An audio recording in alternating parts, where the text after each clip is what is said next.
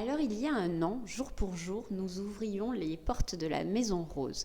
Alors on n'était pas à notre premier défi à Rose Association, puisque déjà antérieurement nous avions lancé un magazine, le magazine Rose, à 200 000 exemplaires gratuitement dans tous les départements et centres de cancérologie français.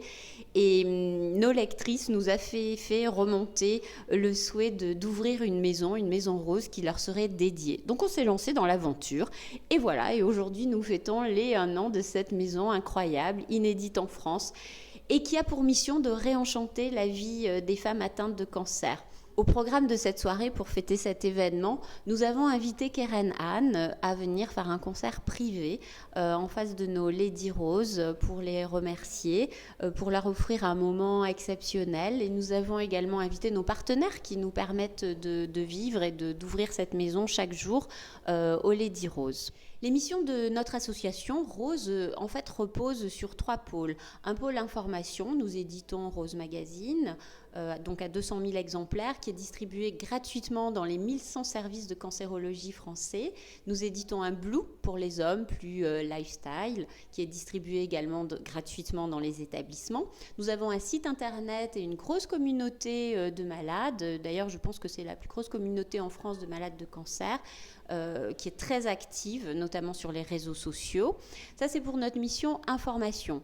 Nous avons également comme mission la mission de défense des droits des malades. Donc là, c'est tout le travail que nous faisons autour du droit à l'oubli pour permettre l'accès à l'assurance et aux emprunts bancaires pour les personnes atteintes de cancer. Donc c'est un travail de longue haleine et qui aujourd'hui va porter ses fruits. Nous avons également sur cet axe pas mal travaillé sur le retour à l'emploi des personnes atteintes de cancer. Donc là, nous déployons un module de formation à la Maison Rose à partir de février pour accompagner les femmes qui veulent reprendre leur job.